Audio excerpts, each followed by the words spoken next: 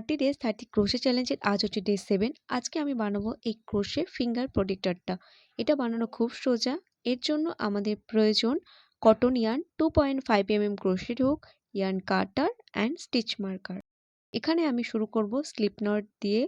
Slip not করার পর আমি এখানে ফাউন্ডেশন চেন করব।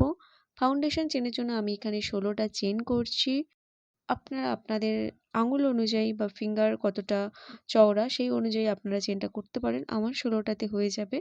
এরপর 16টা চেনের পর আমি যে প্রথম চেনে আমি একটা স্লিপ টেস দিয়ে রাউন্ডটাকে ক্লোজ করে নেব।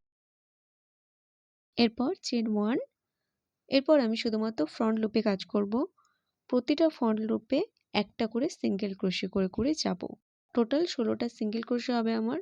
আমরা জানি আমাদের স্টিচে হচ্ছে দুটো থাকে, লুপ থাকে, একটা ফ্রন্ট লুপ একটা ব্যাক লুপ। আমরা ফ্রন্ট লুপে কাজ করব। এরপর রাউন্ডটাকে ক্লোজ করব প্রথম স্টিচে স্লিপ টেস দিয়ে। এরপর চেন 1। এখন আর ফ্রন্ট লুপে কাজ করব না, এখন দুটো লুপেই প্রতিটা স্টিচেই একটা করে সিঙ্গেল ক্রোশে করতে যাব।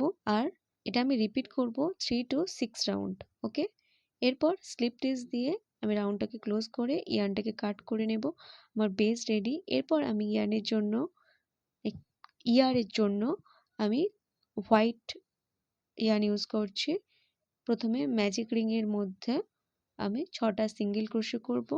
নেক্সট রাউন্ডে আমি ইনক্রিজ করব। এক একটা সিঙ্গেল ক্রোশে এক একটা স্টিচে আমি দুটো করে সিঙ্গেল ক্রোশে করব। এরপরে 3টে রাউন্ড, এরপরে 3, 4, 5 3টে রাউন্ড আমি কোনো ডিক্রিজ বা ইনক্রিজ করব না। প্রতিটা স্টিচে একটা করে সিঙ্গেল ক্রোশে করব। রাউন্ড 6এ আমি এক একটা স্টিচে পরপর দুটো স্টিচে আমি একটা করে সিঙ্গেল ক্রোশে করব, তারপর একটা ডিক্রিজ। এইভাবে করলে আমাদের এরপর ইয়ার্নটাকে আমি কাট করে নেব। আমাদের ইয়ার দুটোই কমপ্লিট। এরপর আর কিছুই না, আমাদের যে বেসটা ছিল সেখানে আমাদের দুটো ইয়ারটাকে হচ্ছে সেলাই করে নিতে হবে। দিলে আমাদের crochet finger protector ready. Video tutorial বা স্টেপ কেমন কী টিউটোরিয়াল দেখাতে পারো সেটাও সাজেস্ট করতে পারো। ভিডিও ভালো লাগলে লাইক শেয়ার সাবস্ক্রাইব করে দিও। দেখা হবে পরের ভিডিওতে। বাই।